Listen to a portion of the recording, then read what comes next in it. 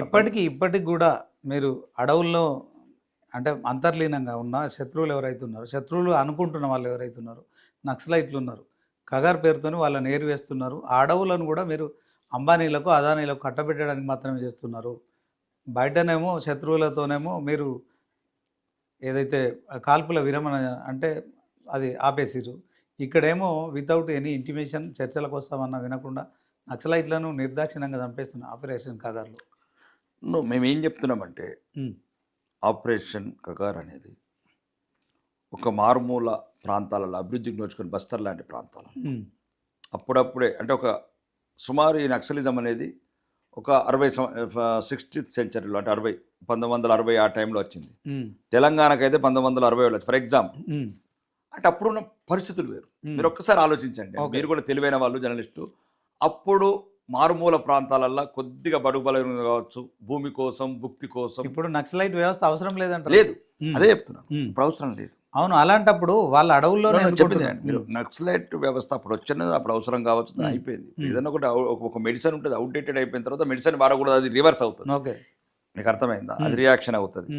కాబట్టి నేనేమంటున్నా అంటే ఇప్పుడు ఏం జరుగుతున్నది, ఏదైతే మీరు ఏ అభివృద్ధి గురించి ఆయుధాలు పట్టారు, ఏ సామాన్యుడి గురించి అడవులకు వెళ్ళి పైడి రాకేష్ రెడ్డి కూడా గతంలో పారిశ్రామికవేత్త, ఇప్పుడు పొలిటీషియన్. రేపొద్దున నాకు అనిపిస్తుంది మీ ఫైర్ బ్యాండ్ కామెంట్స్ మీరు కూడా రేపొద్దున నక్సలైట్గా మారి తుపాకీ వాడతారు అని భయం అవుతుంది. నేను అనేది ఏంటంటే తుపాకులు పరిష్కారం కాదు. ఈరోజు మీరు అదే కామెంట్ కూడా చేసి అదే వైరల్ అవుతుంది సోషల్ మీడియాలో.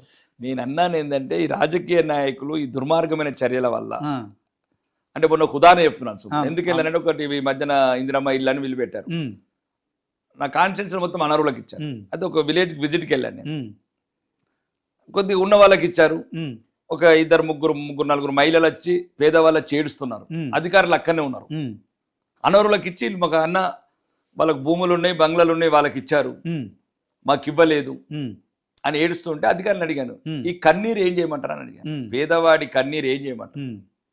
అలాంటి అసంతృప్తి ఆకలి నుంచే అడవుల వైపు చూస్తారని కూడా మీరు నేను చెప్పేది ఏంటంటే దాని ప్రథమ ఇప్పుడు అప్పుడు జరిగింది కదా, ఇప్పుడు జరిగేది అదే. అవును, ఇప్పుడు మేము ఏం చెప్తున్నామంటే నువ్వు అభివృద్ధికి దూరం చేసి అమాయక ప్రజలకు నువ్వు ఈ రకంగా అణిచివేస్తే వాళ్ళు ఆవేదనతో అడుగుతారు.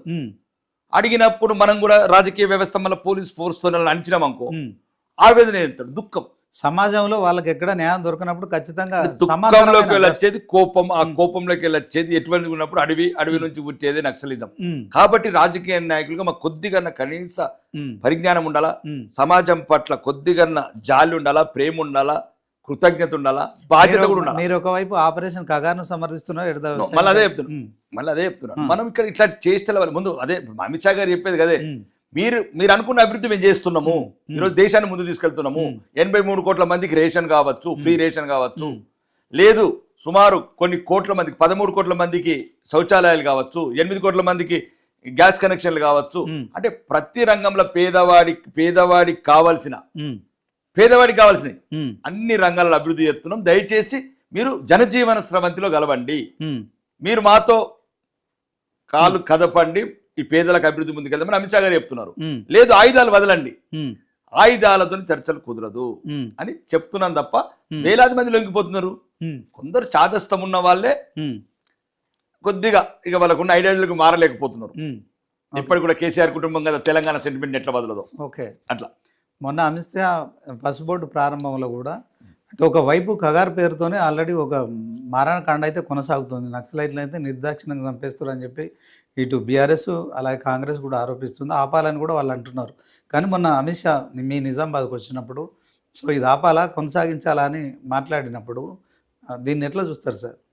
నేనేమంటున్నాను, అమిత్ షా కూడా అదే చెప్పారు, మీరు ఆయుధాలు వదిలిరండి. వాళ్ళు చర్చలకు వస్తామంటే మీరు చర్చలు ఆయుధాలు ఇప్పుడు కోర్టుకు వెళ్ళామండి, కోర్టుకు వెళ్ళి ఒక ఇండియన్ పీనల్ కోడ్ ఏదైతే ఉంటుందో ఆ సెక్షన్స్ ప్రకారం ఇద్దరు అడ్వకేట్లు ఉంటారు, మాట్లాడతారు, మనం నిలబడాలి. కాదు రివాల్వర్ తీసుకుపోయి జడ్జి ముంగట పెట్టి మాట్లాడంటే ఇప్పుడు భారత రాజ్యాంగం ఒప్పుకోవట్లేదు. ఇప్పుడు మనం భారత రాజ్యాంగాన్ని కూడా గౌరవించాలి కదా.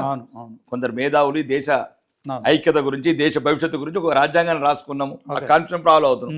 కాదు మా కాన్స్టిట్యూషన్ మాకే అంటే దేశ చట్టాలు ఒప్పుకో. కాబట్టి మేము కూడా నక్సలైట్ సోదరులకు అదే చెప్తున్నాను, నీతి నిజాయితీ. వాళ్ళు చర్చలకు వస్తా అంటే మీరు మధ్యవర్తి ఉంటుంది, ఆ చర్చలకు మీరు సహకరిస్తారా? బరాబర్, తప్పకుండా. ఆయుధాలు వదలండి. ఆయుధాలు వదలండి రండి భరించరా ఉమ్, మేమే మళ్ళీ అదే చెప్తున్నాను, మళ్ళీ ఈ ఇంటర్వ్యూ తరగతి క్లియర్గా చేస్తున్నాను. ఉమ్, మీ అవసరం అడవిలో లేదు, ఉమ్, మీ అవసరం సమాజంలో ఉంది. ఉమ్, అడుగు అడుగున అవినీతి, వేల కోట్ల అవినీతి, వీళ్ళ పనివర్ధం రండి. ఉమ్, మీ తెలివి, మీ ధైర్యము, మీ నిజాయితీ అడవిల పాలవుతున్నది, అశ్వులు బాస్తున్నారు, అద్దు ఉమ్, మీరు రండి సమాజంలోకి.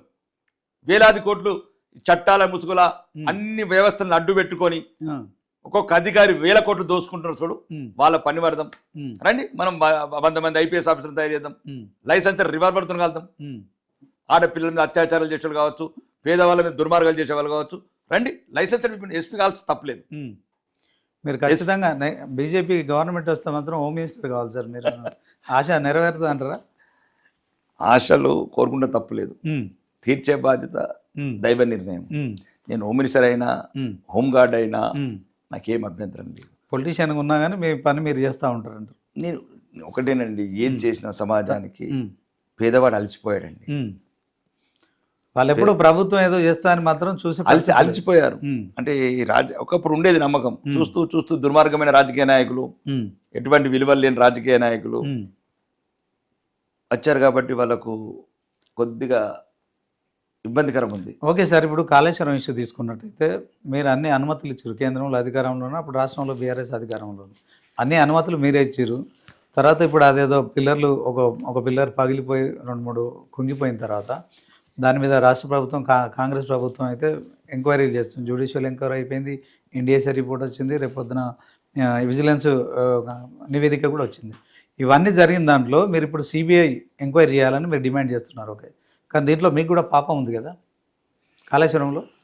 ఇప్పుడు నేను ఏముంటుందంటే, నీకు వెహికల్ ఇచ్చాను, డ్రైవింగ్ లైసెన్స్ ఇచ్చాను,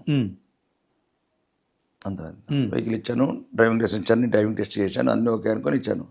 కానీ నువ్వు తావి డ్రైవింగ్ చేయటము ఇట్లాంటి అంటే కాళేశ్వరంలో జరిగింది. అది మేము ఇచ్చినవి మీరు వాళ్ళు సబ్మిట్ చేసినవి కరెక్ట్ ఉన్నాయి, కానీ అక్కడ డిజైన్ మార్చుకున్నారు ఫీల్డ్లో. పాయింట్ 1. రెండోది నాణ్యత లేని కట్టడాలు. మూడోది అవినీతి.